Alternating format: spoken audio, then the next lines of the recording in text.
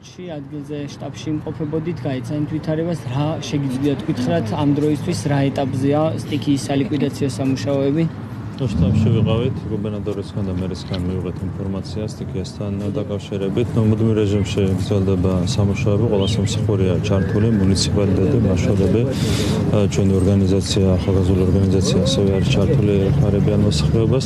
გრძელდება სამუშაოები, ზარალი არის საკმაოდ დიდი.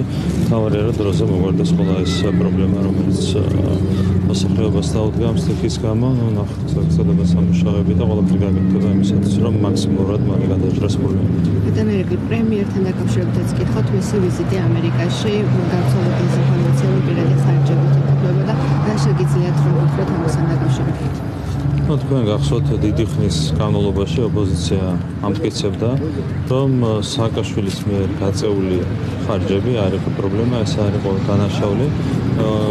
მაშინ, როდესაც რეალურად ბიუჯეტის ხარჯზე ხდებოდა იმ საკითხების მოგვარება მისთვის, რომელიც მის პირად საჭიროებას განეკუთვნებოდა. დღეს რა ვითარება გვაქვს, რომ პრემიერი ისარგებლა ჩარტერით და ბიუჯეტიდან არც ერთი თეთრი არ დახარჯულა ამისათვის. ეს არის რეალობა. რაც შეეხება თვითონ ხარჯებს, ეს იქნება დეკლარირებული და საზოგადოებისთვის იქნება ცნობილი როგორც შემოსავლები, ასევე ხარჯები. ახლა გამომდინარე, ყველაფერი არის დღესავით ნათელი, მაინც გრძელდება სპეკულაციები ამ თემასთან დაკავშირებით. კიდევ ერთხელ გავიმერებ, რომ ჩვენ გვაქვს დღეს აბსოლუტურად სხვა სტანდარტი. თავის დროზე ბიუჯეტს უყურებდნენ როგორც საკუთარ სალაროს. სახელმწიფოების წარმომადგენლები დღეს არც ერთი თეთრი არ დახარჯულა საკუთარი პირადი საჭიროებისთვის ბიუჯეტიდან.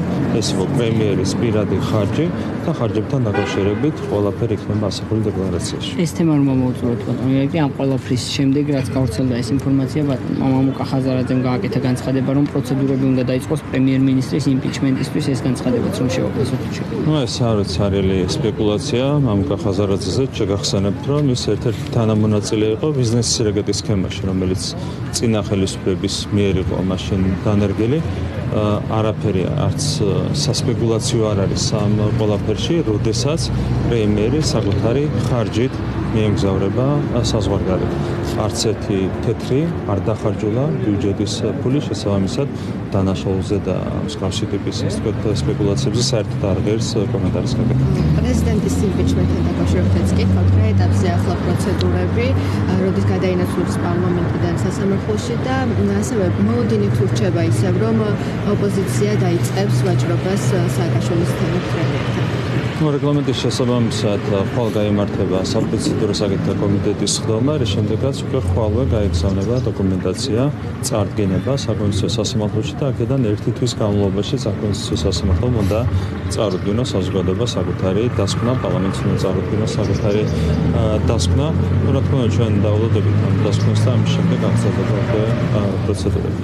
რაც შეეხება ოპოზიციას, ოპოზიციას რაც შეეხება, ისინი ერთხმაში მოქმედებენ. თქვენ იცით, რომ არის სრული კოორდინაცია სალომე ზურაბიშვილსა და რადიკალურ ოპოზიციაში შორის. ერთი მარტივი მიზეზის გამო მათ ყავთ საერთო პატრონი და საერთო ინტერესებით მოქმედებენ. აქედან გამომდინარე, თავიდანვე სალომე ზურაბიშვილმა სწორედ რადიკალური ოპოზიციის კოლექტიური ნაცმოძრაობის იმედით დაარღვია კონსტიტუცია და აქვს იმის გარანტია, რომ რადიკალური ოპოზიცია მხარს არ დაუჭერს მის იმპიჩმენტს. წინააღმდეგ შემთხვევაში ის რა თქმა უნდა არ გარისკავდა. ვინაიდან ქალბატონ სალომეზე ვსაუბრობთ, მან გააკეთა საგანგებო განცხადება პირველი არხის ეთერში და აღნიშნა, რომ საკუთარი ხარჯებით გააგრძელებს ვიზიტებს სხვადასხვა ქვეყანაში. თქვენი აზრით რას ემსახურება მისი ეს განცხადება და რამდენად არის საჭიროება ამ განცხადებების გარდა? მე არ ვიცი, ვინ ურჩია ეს მას, როდესაც საკონსტიტუციო სასამართლოში განსახილველია იმპიჩმენტის საკითხი, ეს არის პირდაპირი აღიარება. რა თქმა უნდა, მას რომ გაიწია ბიუჯეტის ხარჯი არაკონსტიტუციური ვიზიტთან მიმართებით, ეს იქნებოდა სისხლის სამართლის დანაშაულიც, ანუ გარდა კონსტიტუციის დარღვევისა ეს იქნებოდა სისხლის სამართლის დანაშაულიც და ამიტომ არ გასწია მან ბიუჯეტიდან ხარჯი, თუმცა კიდევ ერთხელ გამიმერებ, რომ ეს არის პირდაპირ მისი მხრიდან საჯარო აღიარება იმისა, რომ მას შეცნობილი ჰქონდა მისი ვიზიტის არაკონსტიტუციური შინაარსი. მას ჰქონდა შეცნობილი და ამიტომ არ გასწია ბიუჯეტიდან ხარჯები.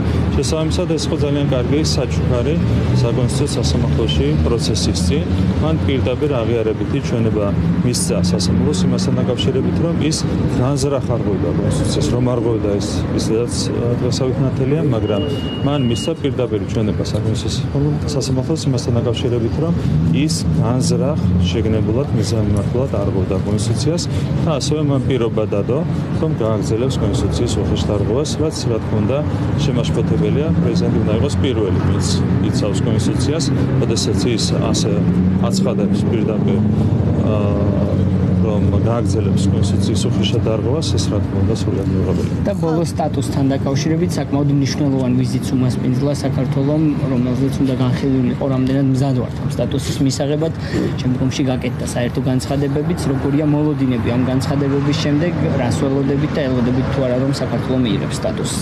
მნიშვნელოვანი ვიზიტი იყო, მნიშვნელოვანი შეხვედრები იყო, მათ შორის დეტალურად იყო შეხვედრებზე განხილული 12 პუნქტის შესრულებასთან დაკავშირებული კონკრეტული საკითხები, კონკრეტული წინადადებები იყო წარმოქმნილი ჩვენ ევროპელი პარტნიორების მხრიდან და ამასთან დაკავშირებით ჩვენ გვექნება სათანადო რეაგირება, კერძოდ წარმოვადგენთ იმის გეგმას, თუ როგორ გაგრძელდება 12 პუნქტის შესრულება, მოახლოეს მომავალში ძალიან ზუსტი გეგმა იქნება წარდგენილი საზოგადოების წინაშე, პარტნიორების წინაშე. ამასთან დაკავშირებით საქართველო იქნება თავიდან ბოლომდე მზად იმისათვის, რომ ოქტომბრის ბოლოს ევროკომისიამ წარმოადგინოს დადებითი დასკვნა და დეკემბერში მივიღოთ კანდიდატის სტატუსი. საქართველო იქნება ბოლომდე პირნათელი, საქართველოს ხელისუფლება იქნება ბოლომდე პირნათელი ამ თვალსაზრისით და რა თქმა უნდა იმედი გვაქვს, რომ წელს მაინც გადაწყვეტილება იქნება სამართლიანი. ბატონო ერიკლი, ხოლმე გაქვთ ზუგდიდში პარტიული კონფერენცია, ამასთან დაკავშირებით ვთქვათ, ახლა რა მიზანი აქვს ამ შეხვედრებს და ქონდა მცირე პაუზა, გაგრძელდება სასაფლაო პაუზის შემდეგ კონფერენციები, პარტიული კონფერენციები სამეგრელო და ზემო სვანეთის რეგიონში ჩატარდება კონფერენციები უახლოესი დღეების განმავლობაში, მომდევნო 4 დღის განმავლობაში 9 მუნიციპალიტეტში ჩატარდება პარტიული კონფერენცია, სადაც ავირჩევთ პარტიული ორგანიზაციების თავმჯდომარეებს, ბიუროს წევრებს და გვექნება რა თქმა უნდა ჩვენი პარტიის წევრებთან საუბარი ყველა იმ საკითხზე, რომელიც უკავშირდება ჩვენი ქვეყნის განვითარებას, პოლიტიკურ პროცესებს და ასე. და ერთიც გითხავთ, ნაციონალურ მოძრაობაში მიმდინარე პროცესები, ნახეთ რომ ისევ დატოვეს ახალციხეში პარტია, ასევე ისინი საუბრობენ ხაბეშვილის მხრიდან რეპრესიებზე. აი რა პროცესები მიდის ამ პარტიაში და სადამდე შეიძლება? ასევე დავამატებ ბატონობა, რომ პარტიის წევრებს შორის უკვე გაიშალა, ესე ვთქვათ, შიდა ფრონტები და ბრძოლის ხაზი და აი სადამდე მიიყვანს ეს პარტიას განსაკუთრებით არჩევნების წინ, მნიშვნელოვანი არჩევნების წინ. ისე იშლება არა მარტო ნაცმოძრაობა როგორც პარტია, არამედ მთლიანად რადიკალური ოპოზიცია, რომ მეშინია შემდგომ პარლამენტში მარტო არ შევიდეთ, მარტო გადავლახოთ ბარიერი, თანდათან ფაქტობრივად მიდის ეს პროცესები. ნუ არ ვიცი, მთლიანობაში რა თქმა უნდა ნაცმოძრაობის და კოლექტიური ნაცმოძრაობის დაშლა, ეს არის დადებითი პროცესი, ეს ბუნებრივია გააძლიერებს ჩვენს დემოკრატიულ სისტემას. მადლობა. მეგობრებო, ეხლა ერთი ნაბიჯი ცოტა წინ რა.